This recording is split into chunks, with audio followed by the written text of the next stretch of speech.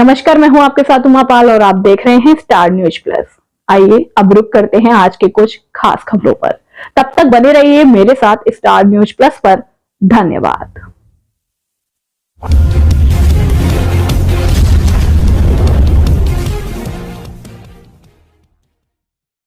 Chinese Manjhi पर रोक लगाकर किया जाए बैन, डॉक्टर अनुराग टंडन। लायंस आई बैंक के सचिव और टंडन मल्टी स्पेशलिस्ट हॉस्पिटल के डायरेक्टर डॉक्टर अनुराग टंडन से हुई खास बातचीत में डॉक्टर अनुराग टंडन ने कहा कि चाइनीज मांझी को बैन किया जाए और भारत के अंदर उसे लाने से रोकने का उपाय सरकार को किया जाना चाहिए और सख्त कानून बनाए जाने चाहिए। डॉक्टर अनुराग टंडन ने नए वर्ष 2025 में कॉर्निया ट्रांसप्लांटेशन का लक्ष्य किया बातचीत कर यह जानकारी प्राप्त की। स्टार न्यूज प्लस के लिए उत्तर प्रदेश के वाराणसी से नेहा द्विवेदी की रिपोर्ट। नमस्कार, मैं नेहा द्विवेदी वाराणसी से। इस वक्त मैं मौजूद हूँ लायंस आई बैंक के सचिव डॉक्टर अनुराग टंडन एवं टंडन मल्टी स्पेशलिस्ट हॉस्पिटल के डायरेक्टर। हम इनसे कुछ विशेष मुद्दों पर बात करेंगे, जैसे कि चलने वाला है मकर संक्रांति का त्योहार आने वाला है और चाइनीज मज्जा जो कि जानलेवा है। अब तक कई लोग घायल हो चुके हैं और मृत्यु भी हो चुकी है। इस पर डॉक्टर साहब से हम राय लेंगे कि ऐसा क्या करना चाहिए जिससे चाइनीज मज्जे का जो आ रहा है हमारे देश में वो बंद हो जाए। इसके लिए शासन प्रशासन भी लगातार कार्य कर रही है लेकिन सफल नहीं हो पा रही। क्या कारण है? बहुत बहुत स्वागत है आपका हमारे चैनल में डॉक्टर अनुराग सर। और दूसरा, आपको 9 वर्ष की हार्दिक शुभकामनाएं और हमारे देखने वाले दर्शकों को भी आपकी तरफ से शुभकामनाएं। आपको भी नया वर्ष 2025 मंगलमय हो।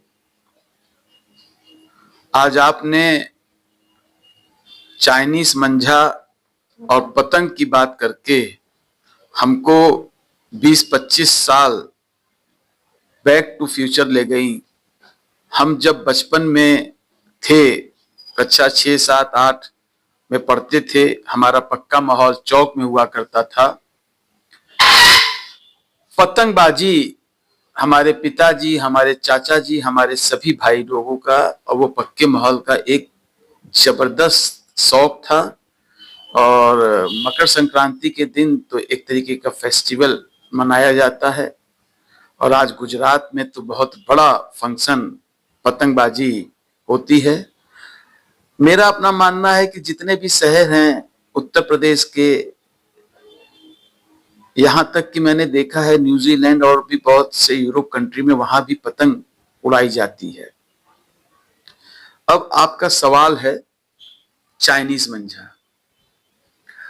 आप विश्वास नहीं करेंगे कि जब हम पतंग इधर 2017 के पिताजी के निधन के बाद हम पतंग नहीं उड़ा रहे हैं, विमुक्त हो गया है। नहीं तो मैं 2017 तक बड़ा परेते से 3 रील रन करके पतंग उड़ाते थे। चाइनीज मंझा ये एक खतरनाक मंझा है। इसके 1-2 नहीं कई नुकसान है। अगर आप पतंगबाजी कर रहे हैं, पतंग ही उड़ा रहे हैं मान लीजिए, और हम चाइनीज मंझा से पतंग नहीं लड़ा रहे हैं, हम अपने भारतीय मंझे से जो बरेली अरेली में उधर बनता है उसमें शीशे का लगा के उसको मांझा जाता है। कभी कभी तो बनारस में लोग अपने हाथ से भी मंझा बनाते थे। इस मंझे से आप उड़ा रहे हैं और अगला चाइनीज मंझे से उड़ा रहा है। आप कितने बड़े भी पतंगबाज होंगे, ये मान के चलिए कि आप उसकी पतंग नहीं काट पाएंगे।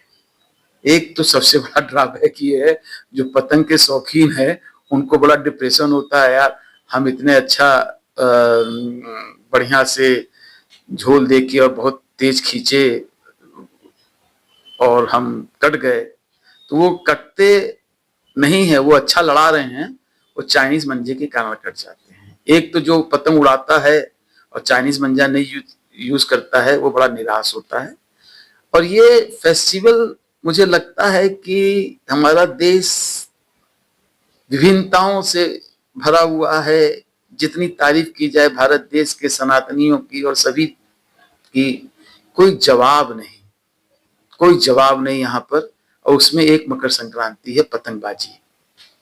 पतंगबाजी जब होती है तो लोग छत पर म्यूजिक लगा के, डांस करके, नाश्ता करके, भाग काटे ये करते हैं। लेकिन जब से ये चाइनीज मंजा आया है, एक तो मैंने ये ड्रैग बैग बताया, सबसे बड़ी बात क्या है, चाइनीज मंजा मान लीजिए किसी कारण से टूट जाता है या कोई दूसरे चाइनीज मंजे से कट जाता है, तेज चाइनीज मंजे से, वो अगर सड़क पे जा रहा है और आप स्कूटर से जा रहे हैं और आपके गले में फंस के वो आपके गले की नस काट देता है या आपको बहुत जान जाने का खतरा है।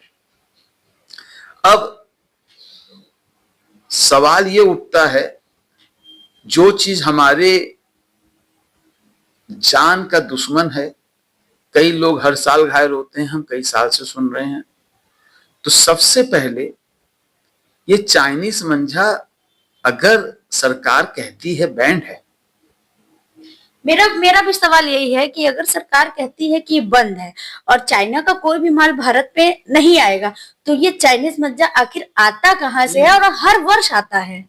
देखिए चाइनीज हर माल बंद नहीं है, कुछ माल बंद है, उसमें एक चाइनीज मंजा है मैडम। तो पहला सवाल तो क्वेश्चन ये उठता है कि जो चीज हिंदुस्तान में बंद है वो इतनी मात्रा में, हमको लगता है कई 100 करोड़ रुपए का चाइनीज मंजा किस रास्ते से भारत में आ रहा है। एक दूसरा, सरकार को इस पे कड़ा कदम उठाना चाहिए। एक दूसरा, लोकल प्रशासन जो यहां पर है, जहां जहां पतंग उड़ाई जाती है, जहां जहां पतंग बिकती है, बहुत सिलेक्टेड जगह है। हमारे समय तो भाई जब मैं पतंग उड़ाता था तो पतंग का एक ही बाजार था, दाल मंडी। रात को इतनी भीड़ लगती थी जैसे मेला लगता था। अब तो बहुत जगह गली गली में मंजे और पतंग उड़ाए जाते हैं। तो सरकार डीएम को, बनारस के कमिश्नर को, सभी थाना के इंचार्ज को एक नोटिस इशू करना चाहिए कि आपके क्षेत्र में जितने भी पतंग की दुकानें हैं उस पर छापा मारें और प्रतिदिन नजर रखें क्या वहां पर चाइनीज मंजा मिल रहा है। अगर मिल रहा है तो उसको जब्त किया, अभी सरकार ने जब्त भी किया है। अभी परसों ही 1 करोड़ का माल पकड़ाया है चाइनीज मज्जा को, और मज्जा बेचने वाला भी पकड़ाया है। ये जो आप बता रही ना, ये तो जैसे कहते हैं ना ऊंट के मुंह में जीरा, ये कुछ नहीं पकड़ाया। जात पात और ये सब देखते, ऐसा नहीं होना चाहिए। अगर जो चीज बैंड है अगर वो पकड़ी जाती है तो सरकार को इसके खिलाफ सख्त कानून बनाए। मेरा तो ये मानना है एज ए डॉक्टर कि इतना सख्त कानून बना दे कि आने वाला कल का आदमी चाइनीज मंजा खरीदने के पहले वो 7 पीढ़ी तक सोचे, अरे बाप रे बाप, चाइनीज मंजा खरीद के हम बेचेंगे तो हम तो 7 पीढ़ी तक बदनाम हो जाएगी। ऐसा कड़ा कानून बनना चाहिए, मेरा ये मानना है। और मकर संक्रांति पतंग का फेस्टिवल है।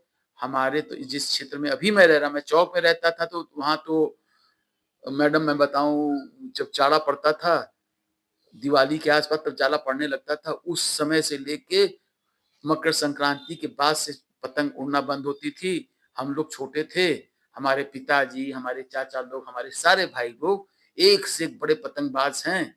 और मैं बहुत गर्व से कहता हूँ, मैं डॉक्टर तो जरूर हूँ लेकिन मेरा चैलेंज है, मुझे कोई चैलेंज करेगा और पतंग लड़ाने के लिए, तो मैं इतनी जल्दी पतंग कटूंगा नहीं, मैं काट के दिखाऊंगा। लेकिन अब ये छोड़े हुए भी मुझे 7 साल हो गया और मेरी छत बहुत ऊंची है और क्या कहते हैं, चौक वाली भी छत बहुत ऊंची थी।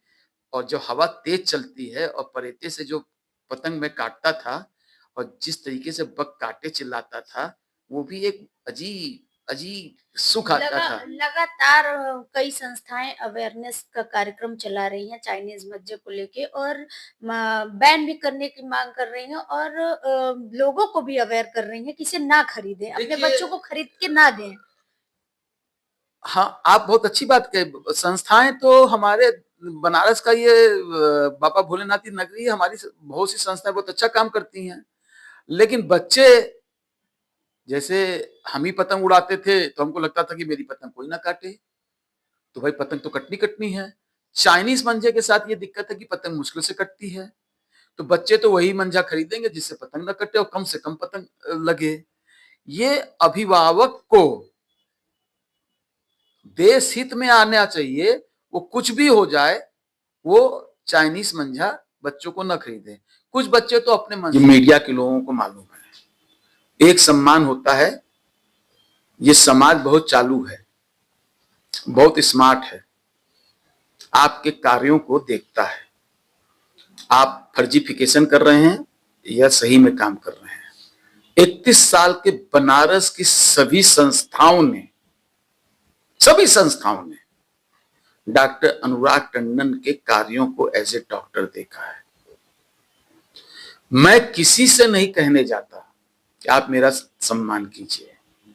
कहीं ना कहीं समाज के लोगों के मन में ये धारणा है कि डॉक्टर अनुराग टंडन, देखिए अपने मुंह से अपनी तारीफ नहीं करनी चाहिए, शास्त्रों में कहा है, कहीं ना कहीं समाज को ये लगता है कि डॉक्टर अनुराग टंडन का जो कार्य है वो सम्मान देने के लिए है, और सम्मान पाने के लिए आपको ईमानदारी से काम करना पड़ेगा और समाज को दिखाना पड़ेगा कि हम ईमानदारी से काम कर रहे हैं। मैं अपने नर्सिंग होम में बैठ के निःशुल्क मरीज को नहीं देख रहा हूं, बहुत ध्यान से सुनिएगा। अगर मैं अपने घर में बैठ के निःशुल्क मरीज को देखूंगा, अरे भैया हम तो 50 मरीज अपने घर में रोज निःशुल्क देखते हैं। तो दुनिया बहुत चालू है, समझ जाती है। डॉक्टर साहब, बहुत से अस्पताल हैं बनारस के अंदर, एक से बड़े बड़े कॉर्पोरेट अस्पताल। आज हम 50 मरीज फ्री देखेंगे, 100 मरीज फ्री देखेंगे, काहे नहीं उनको सम्मानित कर देते हो भाई? अगर तुमको इतना जज्बा है निःशुल्क काम करने का, आओ चलो देहात में हफ्ते में 1 दिन कैंप लगाओ, दवा लेके जाओ, गरीबों की मदद करो। ये होता है निस्वार्थ सेवा। मैं गर्व के साथ कहता हूं, मैं अपने पिताजी को नमन करता हूं। 31 वर्ष पंजाबी अस्पताल, 18 साल मेहता अस्पताल और 10 साल बुनकर अस्पताल में निस्वार्थ सेवा, जाकर मरीजों को फ्री में देखना। और आपको बता दूं, आप लोग ताजुब होंगे, जिस समय पैसे की मेरी जिंदगी में सख्त जरूरत थी, आप सुन के ताजुब करेंगे कि हमारे छत पे हमको किराया नहीं देना था, बिजली का बिल नहीं देना था। फाइनेंशियली हम बहुत कमजोर थे उस समय, जब डॉक्टर पर, उस समय भी मेरा मन नहीं डोला। मैं मेहता अस्पताल, पंजाबी अस्पताल और बुनकर अस्पताल में शिद्दत से काम किया। हमारे पिताजी एक चीज जरूर कह के गए जो नए बच्चों को सीखना चाहिए। आज के पिताजी ने कहा, बेटे ये जो तुम मेहता अस्पताल में कितने मरीज देखते? तुमने कहा 100, पंजाबी में 200। कहे ये जो 200 मरीज तुम निःशुल्क देखते हो, उनको वह ऐसे ही देखो जैसे तुम अपने बाप को देखते हो, ऐसे ही देखो जैसे तुम अपने प्राइवेट मरीज को देखो।